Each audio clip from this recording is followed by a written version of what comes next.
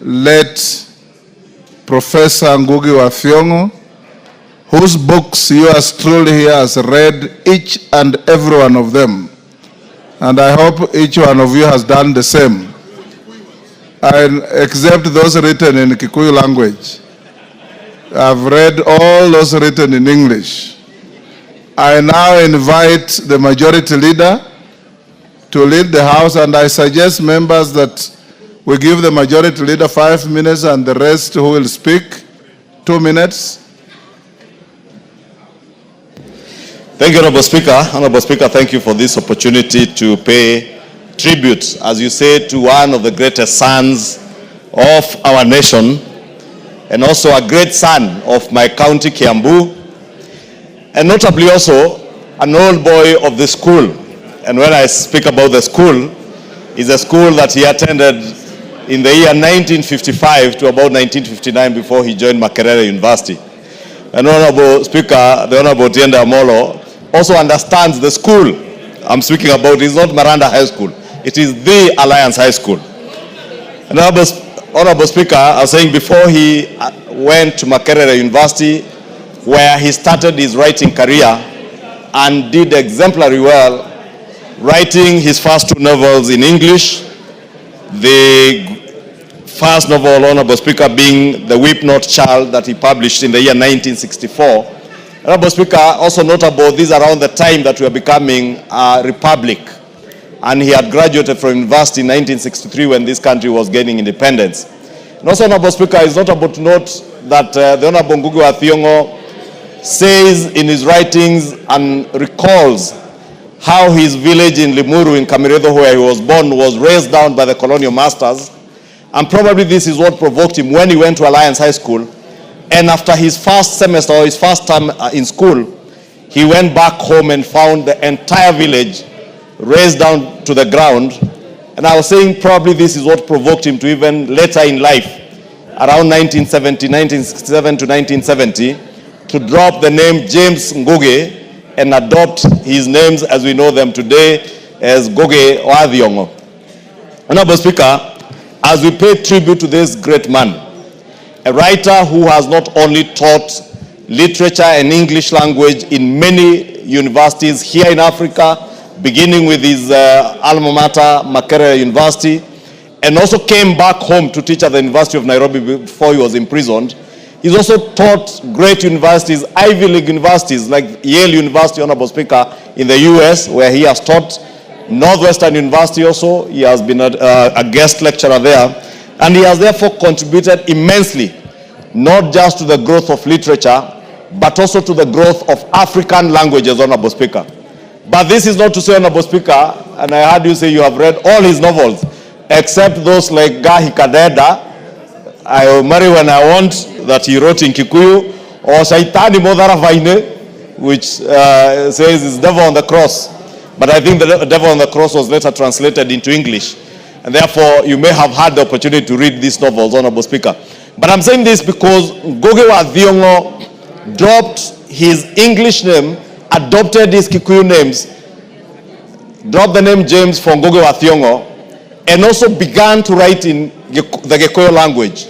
Not because he was a tribalist, Honorable Speaker, because Ngugi wa Thiong was such a nationalist that when he was imprisoned here for a year, sent into detention by the past regimes, Honorable Speaker, in the 70s, he was imprisoned with many other political prisoners who were not necessarily of the Kikuyu descent. And he lived on to fight for justice, equality in the country of Kenya, irrespective of where you came from, Honorable Speaker. And the fact that he has not only taught students from across the world, from different backgrounds, Honorable Speaker, but even his associations, Honorable Speaker, in the literary world, speaks volumes of the man that Ngugi wa Thiong was. That he was never at any point in time in his life.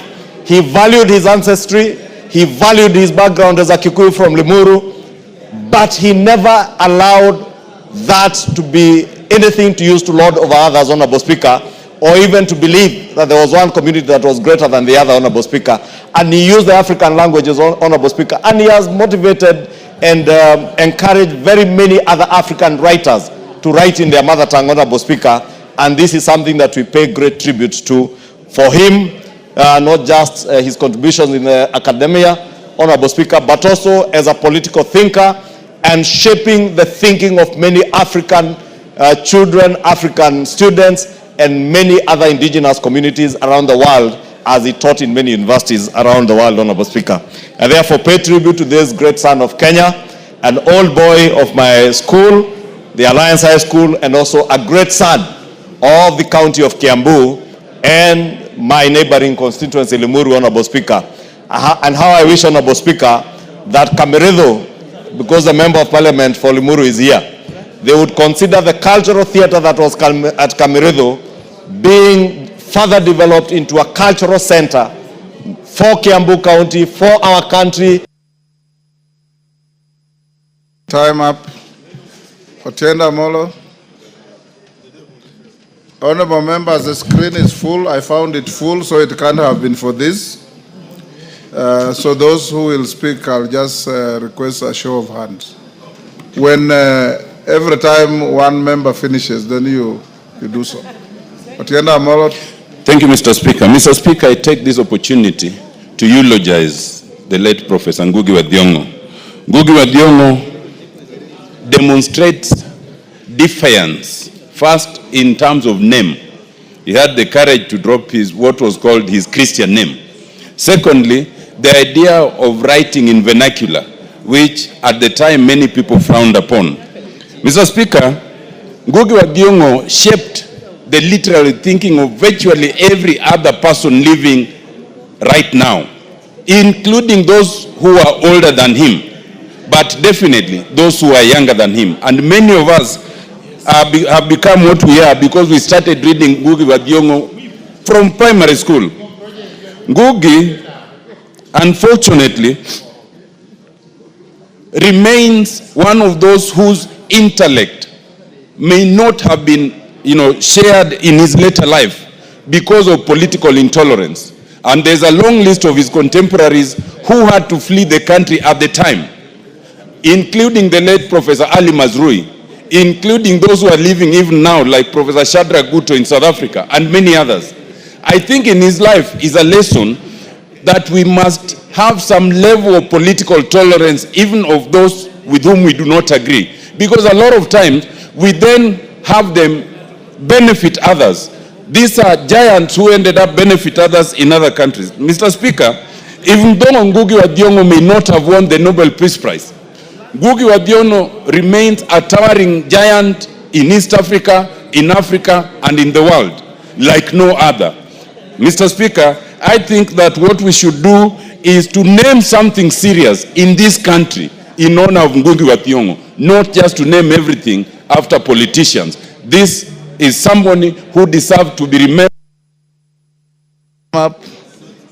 Omboko Milemba.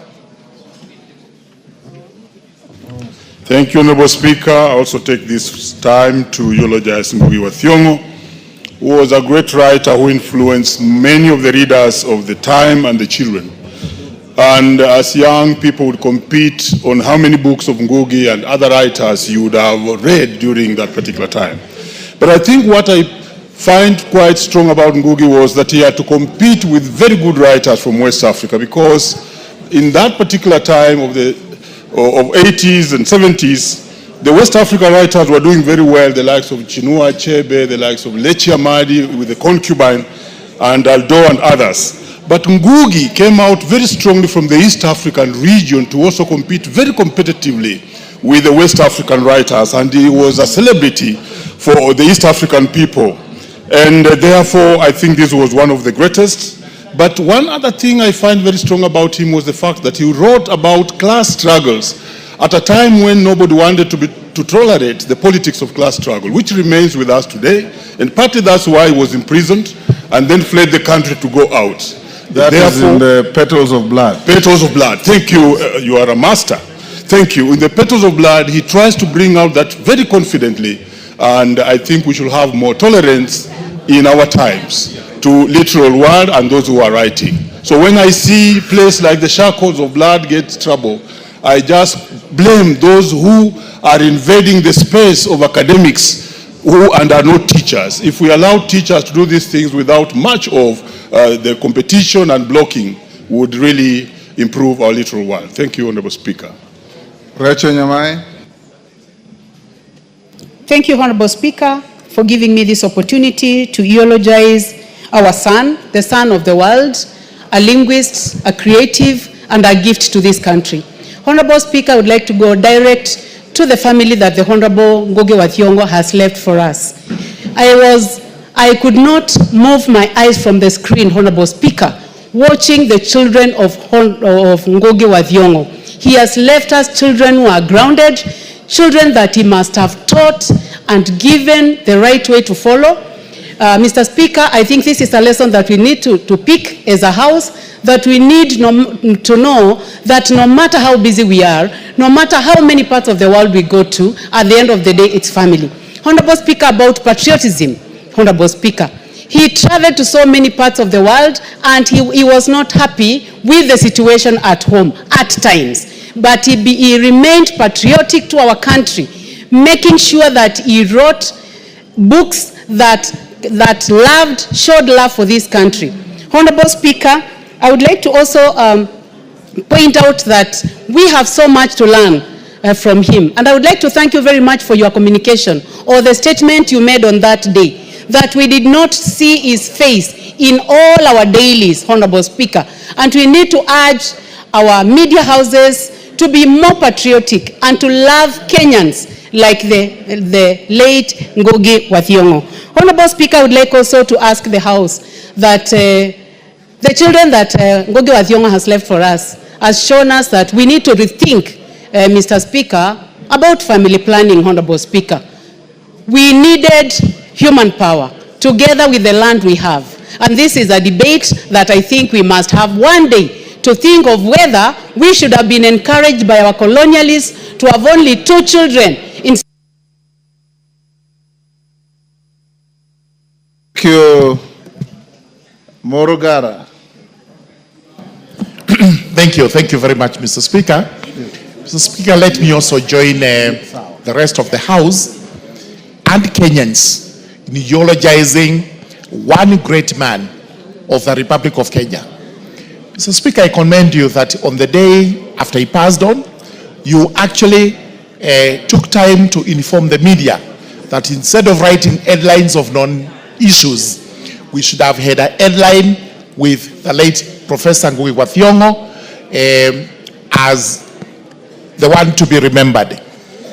Actually, the following day it happened, and that was extremely good because Kenyans were able to recollect the lives and times of the late Professor Ngugi wa Thiong.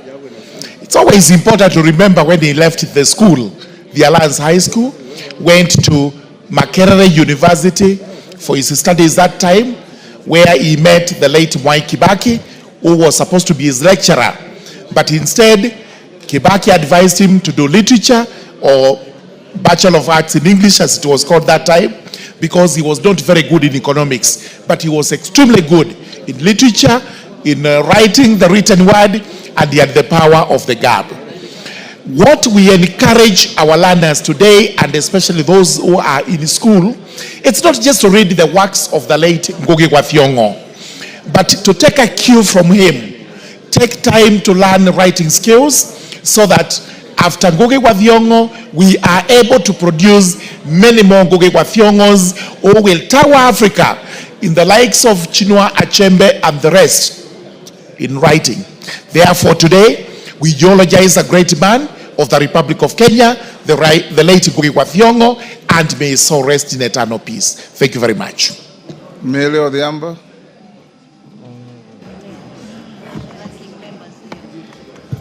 Thank you, Mr. Speaker. Mr. Speaker, on my behalf and on behalf of the people of Suba North, we bring our message of condolences to the family of Ngugi wa Thiong and even to Kenya as a whole, because this is a loss to Kenya as a country. Mr. Speaker, when I was a young girl, I used to work at my uncle's bookshop. And even though I was very young, I would still struggle to read the difficult English. So just like you, I think I probably read all of them, even though I didn't understand many of them. But Mr. Speaker, one of the things that stood out for me is the that I want to comment about is the river between. And Mr. Speaker, you look at the river between, you look at the influence of the British colonization through the eyes of Muthoni. Mr. Speaker, I want to specifically single out the way he dealt with the issue of feminism. Majority of the characters in that book are women that he exalts, and he shows them as fighting tyranny and exploitation. Mr. Speaker, he sees women as victims of African society and patriarchal system. And to liberate themselves, they endeavored to shatter the patriarchal obstacles and bring about change. Mr. Speaker, I would want to say that he was way ahead of time. There are some of the issues that we are now talking about and we are giving name to, for instance, intersectionality. But he already dealt with issues that converge and bring women down, like the intersectionality of gender, race, and even ethnicity. And so, with those few remarks, Mr. Speaker, thank you for giving me this Member for opportunity. Limuru. Thank you, Honorable Speaker, for giving me a chance to eulogize one of our own, Professor Ngugi Thiong. As I stand, Honorable Speaker, I speak of a man who I knew for the longest time in my life. I witnessed him writing the books, some of them that people have mentioned, but I have also witnessed a journey for him when he was being persecuted. I was there delivering a book written by Steve Biko to him in detention. I was at the University of Nairobi when we were told to remove all his books after detention, and I saw him off the first time he led out of this country. But Honorable Speaker, this is one person who was very good for the rest of the world, but it looks like there was a plan to make sure that Ngugi will never have a peace in his own country. We know that he was denied to teach at the University of Nairobi. He was not allowed to go back to Kameredo to continue with his theater works.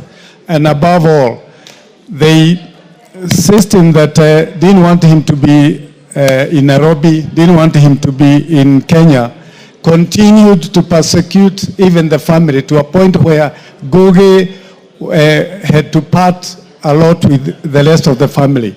And as we now say goodbye to him, Honorable Speaker, my prayer is that the children of Ngugi will have peace, can come back to this country and contribute. And for all of us to make sure that Ngugi will not be forgotten for what he did to this country. May his soul. Julia Sunguli.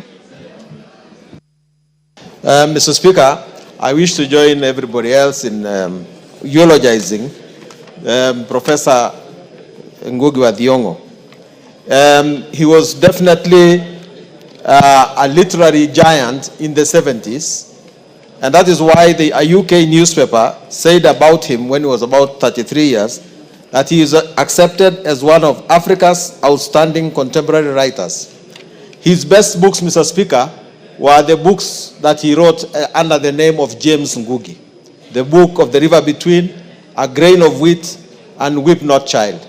That is actually why the 70s would remember Ngugi. Unfortunately, Mr. Speaker, something happened to Ngugi later on. When the world was embracing him, he seems to have retreated from the world. First, he retreated from Christianity. He changed his name, James. He returned his baptismal card and retreated away from Christianity. Then, Mr. Speaker, he retreated from the English language, the one that had made him a giant, and started writing in Kikuyu and having characters only within the Kikuyu language and Kikuyu culture. That actually is perhaps one of the reasons why the people who went to school after the 70s do not remember Ngugi as much as you and I do. Mr. Speaker, he withdrew, of course, when he was detained by Jomo Kenyatta, he must have suffered a lot. President Moi released him as soon as he became president. and he immigrated into the West. But this does not take away from the fact that, Mr. Speaker, at one time, Ngugi was a prolific writer, an artist, a novelist we shall always remember, and we shall place his name in the records of history. I thank you.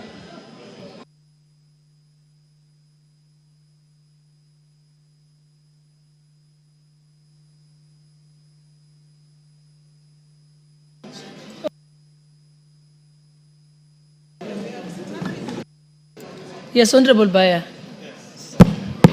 Honorable Speaker, I want to thank you and wish to eulogize Ngugi wa Thiong'o. You know, Honorable Speaker, I'm a student of literature and having taught literature at different levels. But Honorable Speaker, I want to say that the late Ngugi wa Thiong'o will remember him for the African Writers Series as a pioneer of that book, that level of books, where many Africans got an opportunity not just to write, but to write and publish, where the African Writers series was published then as one of the biggest publishing houses, Honorable Speaker. Honorable Speaker, secondly, I remember Ngugi wa Thiong'o for his book, Decolonizing the Mind, one of the greatest works of literature that he ever wrote. It is a series of papers that he put together, Honorable Speaker, and it is in Decolonizing the Mind, Honorable Speaker, that we find Ngugi in his true sense. Honorable Speaker, one of his great books that people never talk about is The Devil on the Cross. The Devil on the Cross was one of Ngugi's greatest book. Actually, it is The Devil on the Cross that runs crosshair. He runs crosshairs with Daniel Arap Moi then when he was president, Honorable Speaker. Although Devil on the Cross is one of the greatest satires that Ngugi wa Thiong'o has ever written. A book that when you read, you get the revolutionary spirit in the writer. You get Ngugi wa Thiong'o, the person who fights for justice, who fights for land rights, a writer who stood up for the common mwananchi in this country. Ngugi wa Thiong'o will go down in history as one of the liberators of Africa, and that is why he could not agree with many presidents, and that's why he could not find space in Africa and chose to live in the United States. Honorable Speaker, we have lost a great man, a literary giant, somebody that was respected not just in the continent of Africa, but in Europe and above and beyond, Honorable Speaker. I thank you, and may God...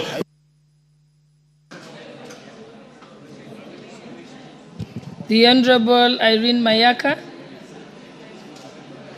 Thank you, Honorable Speaker, for giving me the opportunity to pay tribute to a very distinguished son of Kenya. Honorable Speaker, as had been said before, Ngugi wa Thiong'o was initially called James Thiong'o, and he decided to change his name and drop the English name so that he pays tribute to being an African.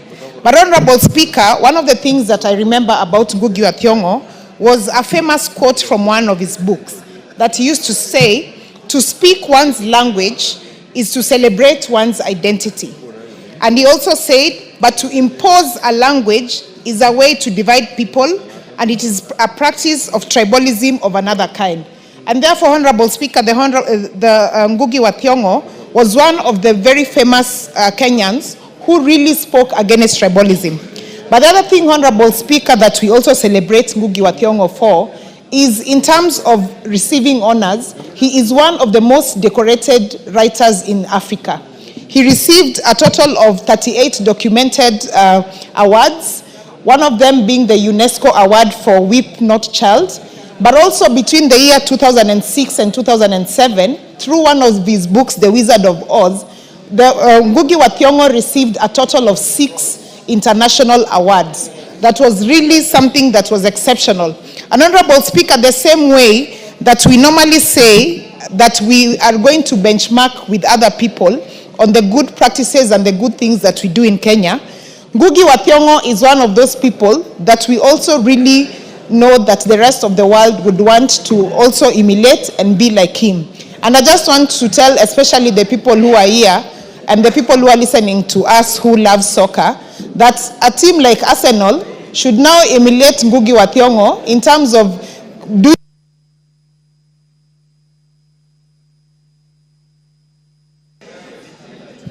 The Honorable Member for Seme, Honorable Nyikar. Thank you, Madam Speaker. May I take this opportunity also eulogize the passing on of our great writer Ngugi wa Thiong.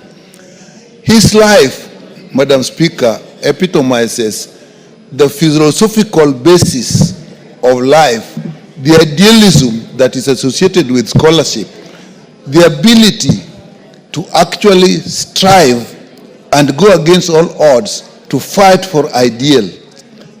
Madam Speaker, this is what really distinguishes human beings from animals. Animals don't fight for ideals, but human beings fight for ideals, and sometimes they suffer like he suffered. They have to make sometimes very grave decisions at great risk to their lives because there is something they stand for, something they believe will make a difference in the life of the people and in the society. And this, he took his ability in writing to actually express this, agreed to fight with the system that be, to express what he wanted.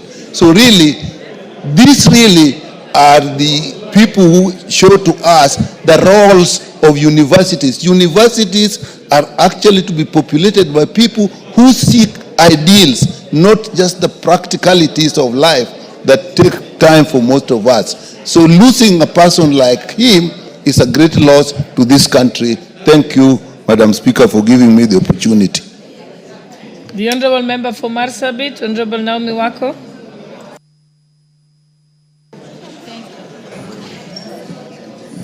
Thank you, Honorable Speaker, for giving me this opportunity to add my voice to this very important debate that is going on as we eulogize the great man of this land, someone maybe many of us may not have met physically, but we have interacted with his books and known him. I remember when we were in high school, one of his books, The River Between, was like a must for all of us to read. We interacted with him through his writings. He has inspired many of us, and I want to send my condolences to him, to his family members, to relatives, and all his loved ones on my own behalf and on behalf of the great people of Marsabit, because I know many scholars from our place, many professionals have also gone through his books just as I did. Honorable Speaker, it is not just enough for us to eulogize a great man like him, somebody who has always represented us in a good way, somebody who is internationally celebrated. We should also see how best we can extend our blessings to his family and also see as a nation how he can be celebrated, maybe as the relatives prepare for his burial. Honorable Speaker, we have great men and women who have served this country in different capacity and represented us. And it will only be good for us to appreciate them and also recognize them as heroes. I believe he's one of our heroes and he should be recognized in that capacity even though he has left us. May his soul rest in peace and may God comfort his family. Thank you. Honorable members, I wish to recognize the presence of the following school. Seated in the Speaker's Gallery is Moon Kopir Girls Secondary School from Kajiado East Constituency, Kajiado County. And also seated in the Public Gallery is St. Mary's Nyabururu School from Kitutu Chache South Constituency, Kisii County. And I'll ask Honorable Donya Doris to welcome the schools on our behalf. Thank you, Madam Speaker. That is my school. I schooled there in class 2 and class 3, St. Mary's Nyabururu, but I can't say the year because you might suspect how old I am. Madam Speaker, as parents and of course members of parliament, we must have nice things to tell our girls. It's only that, oh, you girls, you should be smiling because I schooled in your school. Work hard, it has been the norm. Be humble, be kind, polite as your mama county. I have never even slaughtered a chicken, Madam Speaker. Education is what no one will ever take away from you. They can take your land, they take everything. Our children, I can also pass over the message to our girls, but something that no one will ever take away from you is your education. Value your education, respect your teachers, and you have to be good girls, not bad girl like Honorable Millie Odhiambo.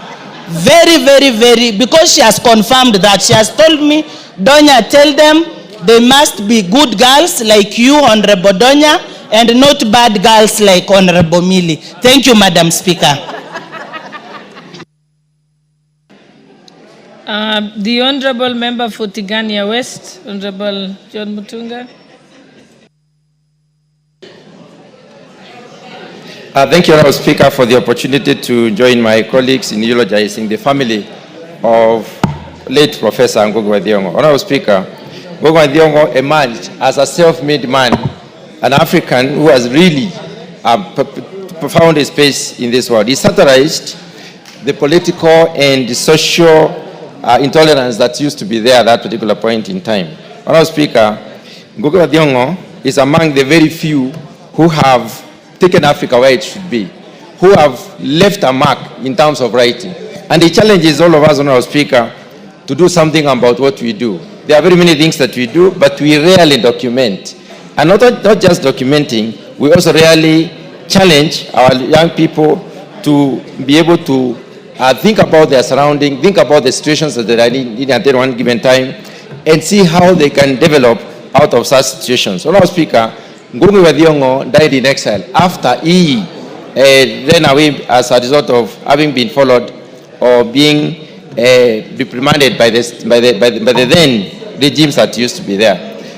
This is one person we should celebrate as a country because he has put East Africa on the map. And Ngugi wa Thiong'o, Honorable Speaker, is not only a naturalist, he's a nationalist, he's an internationalist because his books are read across the world. The time we were in school, we used to read his books, and they used to influence us as young thinkers and young planners in this country. So, Honorable Speaker, Ngugi wa Thiong'o will be remembered by many generations to come. And having interacted with them, it is high time we also got challenged by what he did. I pass my condolences to the family. Thank you, Honorable Speaker. Member for Elders, Honorable Kainan. Thank you, Madam Speaker. Madam Speaker, Professor Ngugi wa Thiong'o was an academic giant, a philosopher, a thinker who has encouraged Pan-Africanism, who has fought colonialism, who has also tried to reduce the influence of new colonial ideas, and specifically we as Africans, and in particular in the academic world, there are people who are called, academicians who are called social fools. But Ngugi wa Thiong'o was a true academician, a person who professed, who believed in the academic world, combined literature with culture. Madam Speaker, combined literature with the inherent and rich African culture, Madam Speaker, and truly will always be remembered as a person who has not only promoted the African literature, the African culture, Pan-Africanism, but also promoted the presence of the African people, the African continent, Madam Speaker, in the global world. Madam Speaker, he will always be remembered as a person truly who has believed in democracy, who has believed in the ideals of the Kenyan people, Madam Speaker. And I know for many who have truly believed in his literature, he has left a legacy. That legacy will be found in his many books. That legacy will be found in his many lectures.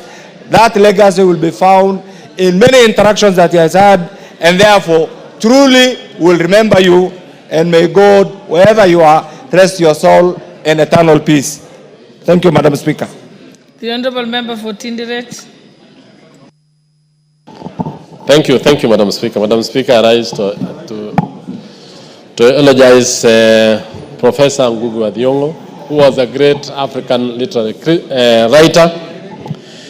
In his works, Madam Speaker, Ngugi wa Thiong'o showed how one can communicate language, culture, and traditionalism through the writings of African art of wax. Ngugi wa Thiong'o, through his book, The Hermit, actually showed how African traditional way of life could meet with modernity.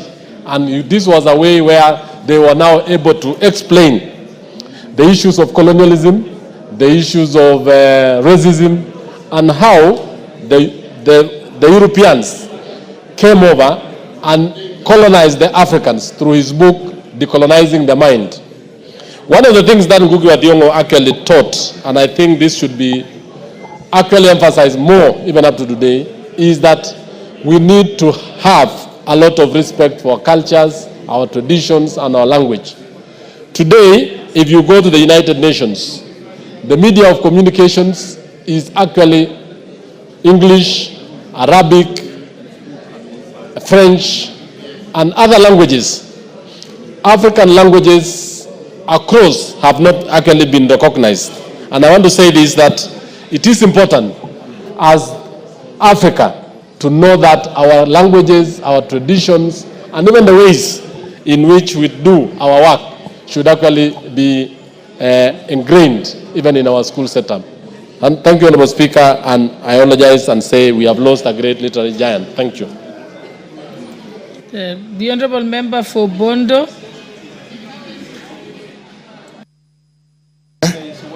Thank you, Madam Speaker. Madam Speaker, if we valued exactly what Professor was, or what he has been since his works, if we value that and we relate it to the kind of exports that we've done as a country, I want to believe that the value of Ngugi's works and what Ngugi has made in terms of people are basically incomparable. We've contributed immensely. He contributed immensely to the world. He contributed immensely to the rest of, when you look at the amount of works Ngugi was able to do in 1 decade, if you want to know how a greater person is, look at that versus what we are having now in a situation where virtually nobody is doing the kind of things that Ngugi was able to do in the 70s and in the beginning of the 80s. So, Madam Speaker, Ngugi has created people. Ngugi has made people to be what they are. And this is the time that we, as a country, we really need to recognize that no, people are mortal, but what needs to remain is the works. So to us, Ngugi's works remain as eternal, and we're going to be indebted to Ngugi for a much more longer period of time. Thank you, Madam Speaker. The Honorable Member for Dagoretti, Honorable KJ. Madam Speaker, I thank you. And Ngugi wa Thiong'o was a patriot. And it is for that reason that I, on behalf of my family, the people of Dagoretti South constituency, and even the thespians, artists, and performers of this country, I pass my condolences to the family of this great Kenyan. Madam Speaker, two great artists, Tony Njogona and Walter Mung'are, can bear me witness that we as very young artists were truly inspired by the works of Ngugi wa Thiong'o. Ngugi wa Thiong'o, being a thespian and a critic, taught us that there is a very big difference between insults and satire. That even with his very hard-hitting literature, and even with his very stinging critique, he never once bowed down to the temptation of being an insulter, or being toxic, or even being offensive. He knew that there was great power in satire that is not insulting. Madam Speaker, today in the era of content creation, there is much to learn from the generation of creators and authors like Ngugi wa Thiong'o. Those who are creating content today must learn that intellect has way more power than the toxicity and malice that is being trended left, right, and center. Finally, Madam Speaker, the two causes that Ngugi wa Thiong'o was championing, one on decolonization and the other on the promotion of culture, it will be a great honor for us to honor Ngugi, because we did not honor him enough in his life, to honor him by preserving the great works that he has done using the new technology that allows us to feed in our languages to speak to the new revolution that is the fourth industrial Give him a minute to just finish.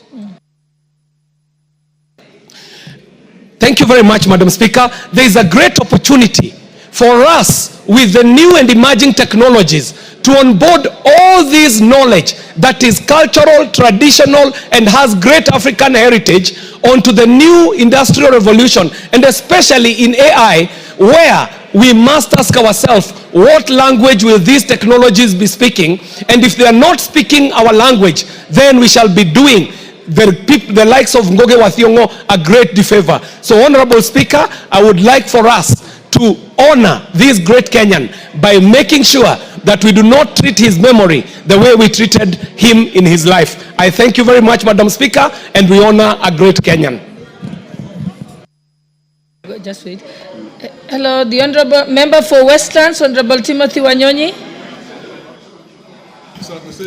Thank you, Madam Speaker, for giving me a chance also to eulogize Professor Ngugi wa Thiong'o.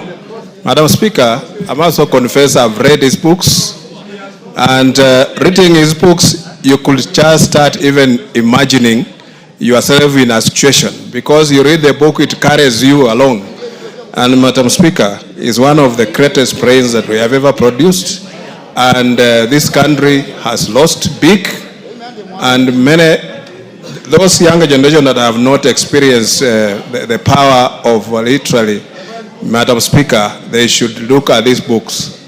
When we were in school, we used to read books about African writers series, and Ngugi wa Thiong'o was one of them, Chinua Achebe, and many Elijah Amadi, and many others, Madam Speaker. And you could read all those books, and they were readily available.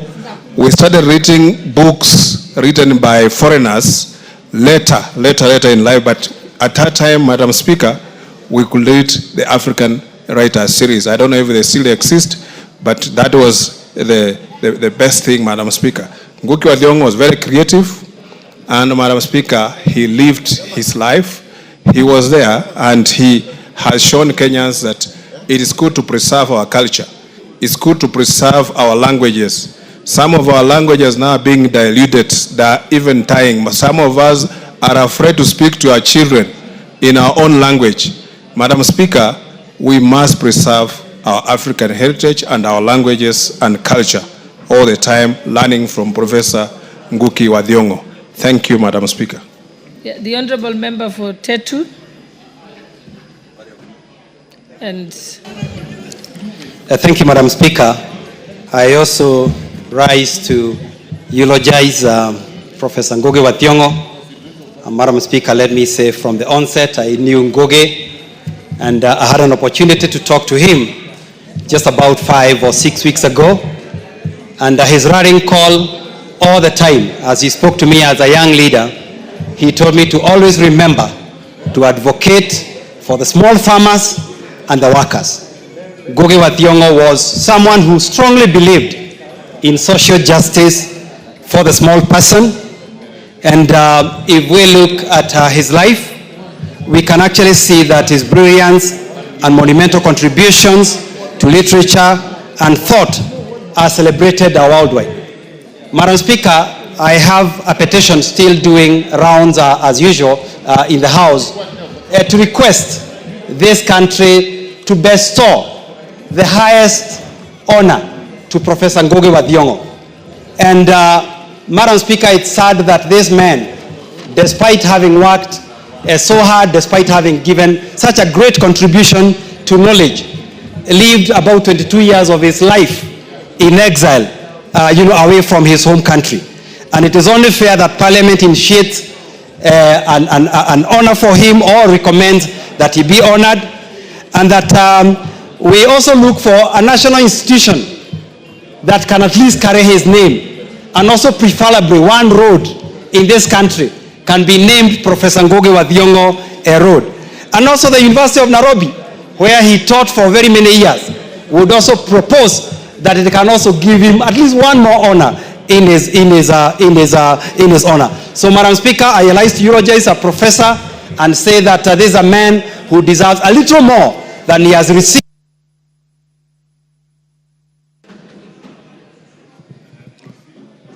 the The Honorable Member Mbaka. Thank you, Madam Speaker, for giving me this opportunity. We are way past our time.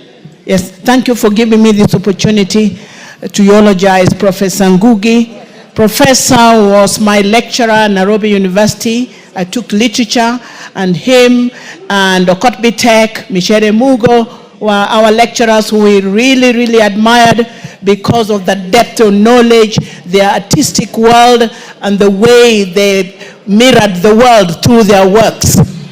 Professor Ngugi was a politician, much as he was a great writer. His works shows you how a politician he was. He talked about poor governance. He wanted to promote the rights of human beings. And he also challenged the coming of the white man. In his River Between, there's a statement where a character is saying, there shall come a people with clothes like butterflies. Those are the white people who came to colonize us. And Ngugi wa Thiong'o talked a lot about the effect of colonialism on the African culture, how our culture was changing because the Europeans came and took away our culture. He loved to call us by our own African names, and he kept on calling me Achieng every time. He told me, drop the name Christine, you must be called Achieng. That is how I remember him. I became a teacher and I taught The River Between, which was a very inspiring novel, and many students love it and pass their exams very, very well because it was easy to read, it was very, very inspiring, it was teaching us a lot about the coming of the white man and the clash between the two cultures. He will be remembered for so many of these texts that were introduced.